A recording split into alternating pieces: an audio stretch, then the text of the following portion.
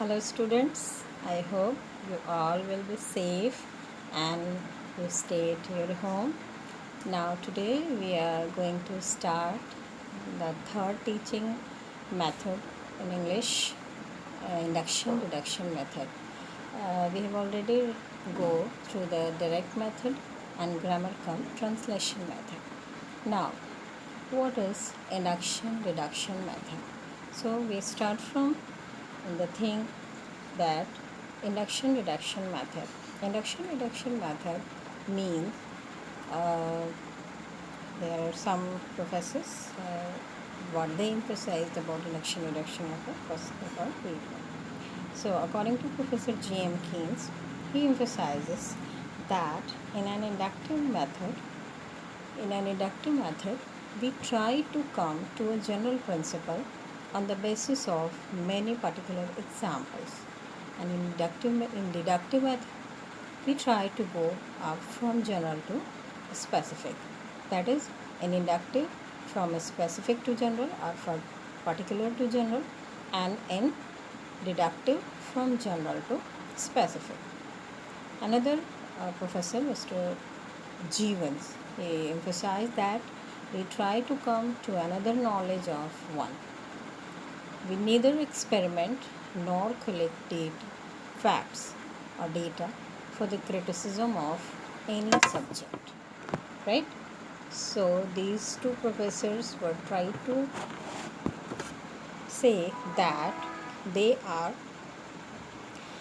means induction means we start from general principle to particular examples, and by this is now according to these two sayings there are some important facts of inductive reductive method.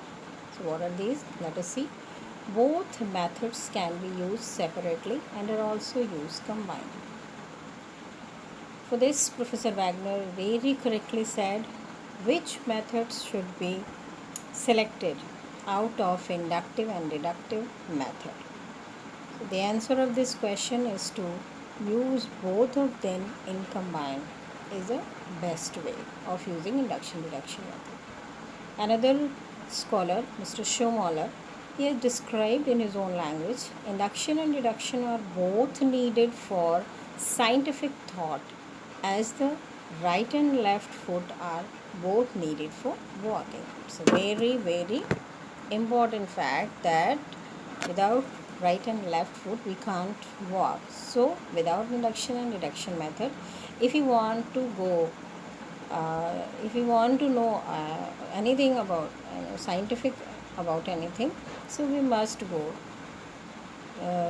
use these methods combined. So what are the meaning of induction and deduction method? There are some meanings of induction, like in logic. In logic, we often refer to the two broad methods of reasoning as the deductive and inductive approaches. Deductive reasoning works from more general to more specific, right? And inductive reasoning, it works the other way, moving from specific observations to broader generalizations and theories. Now, separately we see inductive method, that is an inductive approach to teaching languages. It starts with examples and asks learners to find rules. Like the teacher here, the teacher write some sentences on the blackboard like he goes, she goes, Ram goes, they go, right? So after writing these sentences, the teacher said to students, okay, what are the similarities or what do you find in these sentences? So they said, he goes means there is usual subject and verb. Subject and verb. So what are the similarities? These all these sentences are of present indefinite tense. So here we give first examples to the learner and after that we uh, introduce the theories or principles or rules of grammar, that is present indefinite tense. And it can be compared with a deductive approach that starts by giving learners rules, then examples, then practice. So, and vice versa, if we uh, want to teach by deductive method in classroom, so what the teacher first said, okay, today we are going to study present indefinite tense. So, and after that he starts giving example and then some practices. So learners listen to a conversation that includes examples of the use of the third condition. Now, a deductive approach to teaching language starts by giving learners rules, then examples, then practice. It is a teacher centered approach to presenting new content because learner is totally dependent on teacher. What teacher said, he follow. This is compared with an inductive approach which starts with examples and asks learners to find rules, and hence it more learner centered. So there are the basic differences between inductive and deductive is in inductive method the learner is centered, and in deductive approach the teacher is in the center. So what are the steps involved in inductive method?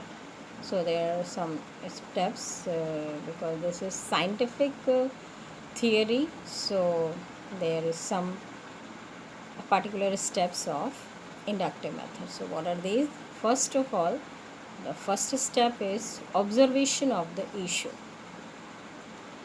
then formation of hypothesis, then generalization, and at last verification. Observation of the issue means we give some examples to the students, right?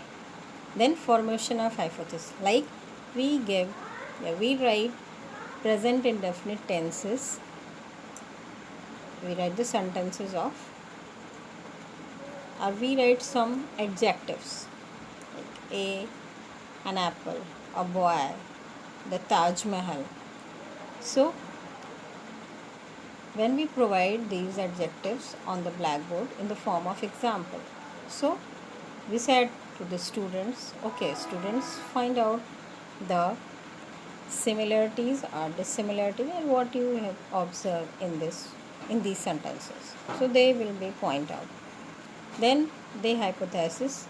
Yes, formation of hypothesis is second step. Means all these sentences have these similarities.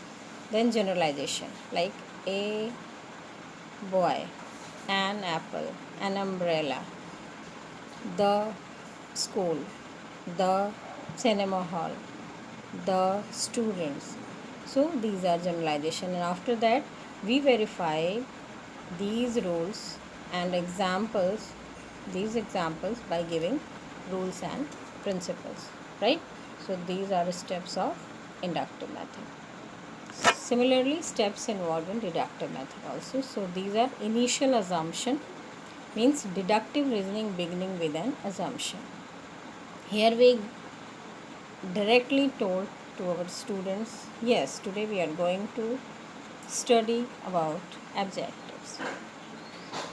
Then second premise is, a second premise is made in relation to the first assumption, and after that testing.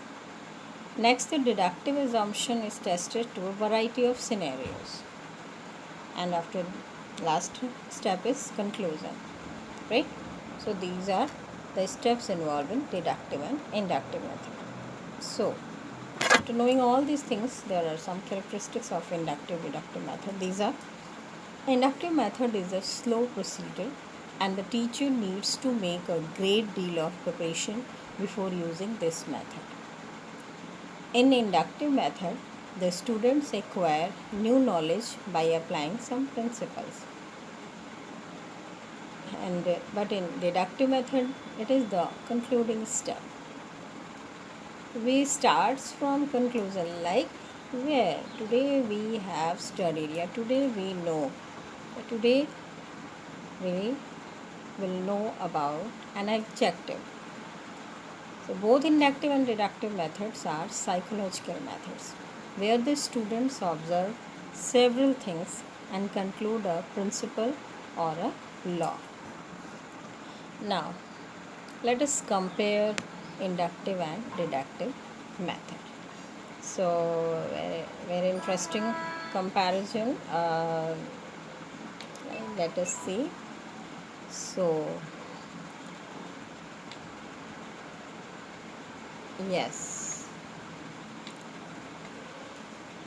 inductive method and deductive method. This comparison are like in use of teaching principles from known to unknown and from particular to general, from concrete to abstract, and from example to rule. These principles are used as teaching principles in inductive method.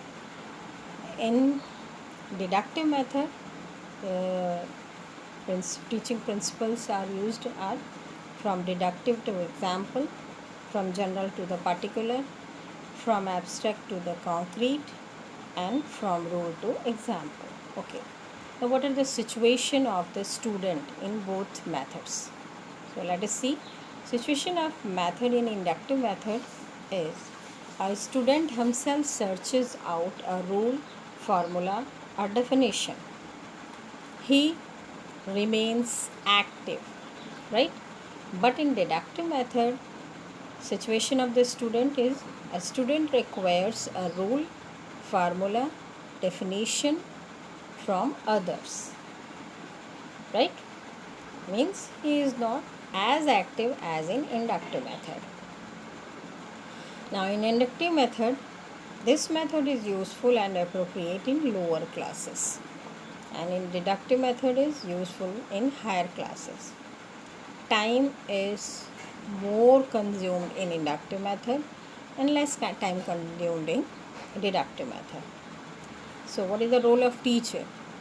In inductive method, a teacher has to do more labor and tries to find out examples. But in deductive method, a teacher has an easy method. Students become confident while using inductive method. And in deductive method, students develop a feeling of dependency. In inductive method, less memorization has been done. So there is not enough emphasis is on a memorization, but in deductive method, first the students must learn rules of grammar, and after that he starts learning language. Means lots of memorization work is there in deductive method. An inductive method is scientific method, but deductive method does not develop scientific attitude. So these are the comparison between inductive and deductive method. Okay. So what are the merits of induction deduction method? This method is psychological. Means inductive deduction method is psychological method. The students can develop analytic and synthetic powers through them.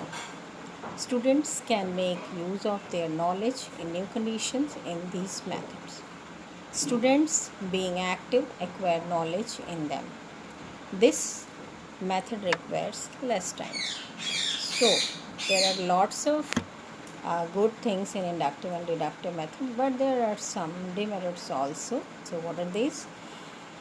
This induction deduction method is unable to develop the democratic qualities, hard to educate the business parties, sometimes create formal and false situations while during teaching learning. Now, thank you.